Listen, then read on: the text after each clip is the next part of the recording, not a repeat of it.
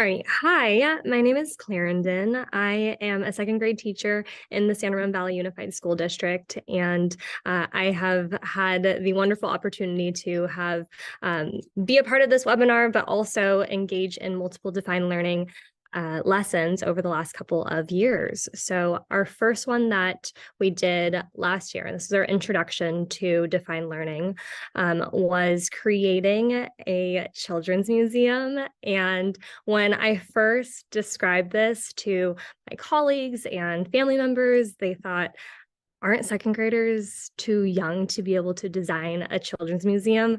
And the really cool part about defined learning is that all students' ideas are welcomed, and they really get to channel their inner, creators and innovators, and take pride and direction in their projects that they're going to be doing. So, let's see.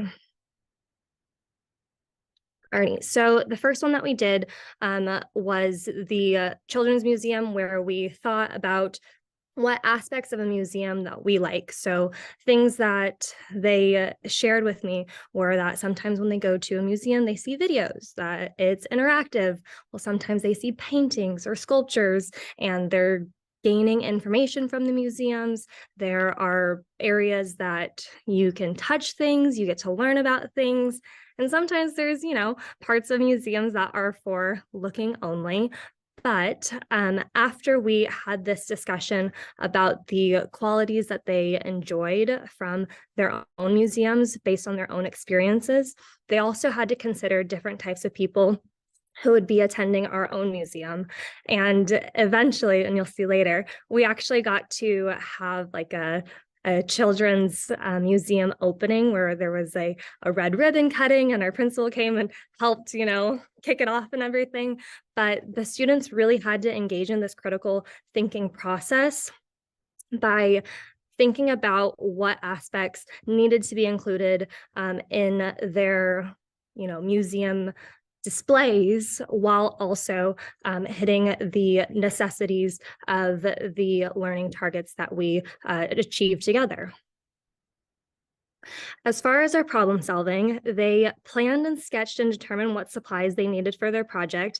They were given a budget of $50 that they got to use for their project. They created an Amazon list and had to figure out what materials they needed, but then also communicated with me to determine, okay, do we really need this? How much is this going to cost compared to our budget of only $50? And what materials would we also have to supplement at home?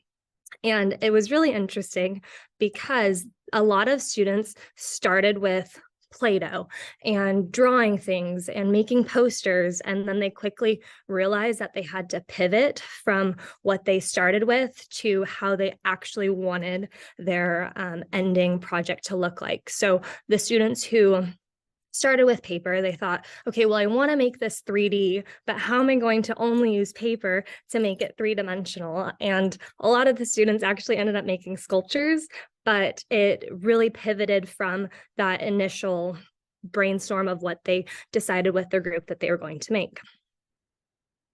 I love this picture over here because every student is either talking with somebody or like focusing on their project. And as a teacher, it's so amazing to look up at your class and see that so many students are engaged in their learning and taking pride in what they're doing. They're so focused in, making sure every part of what each of their collaborators have included, making sure that what their ideas are, articulated in a clear enough way so that everybody can understand. And it was really, really amazing to see.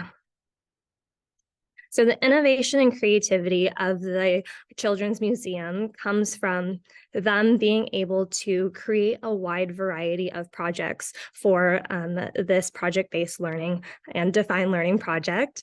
They started with sculptures, and then they wanted to keep building onto that. So then they ended up creating portraits, and then they also created videos for it. So what started off as, hey, let's just create a children's museum, turned out to be this, multi-dimensional thing where so many different pieces of our museum kind of fit together at the very end. And they were extremely motivated and engaged to bring their products to life. And here is a quick video of what our museum looks like. There is no sound, and please mind my horrible video taking, but the children and the students, they got to display their pieces all over our classroom to really turn our classroom into a museum. And they came up with guiding questions for each station of the museum too, so that when people did come to visit our museum, they were able to kind of ask and answer questions for our visitors.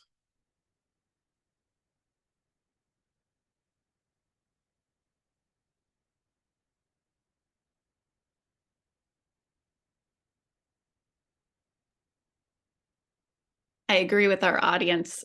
Students did a fantastic job.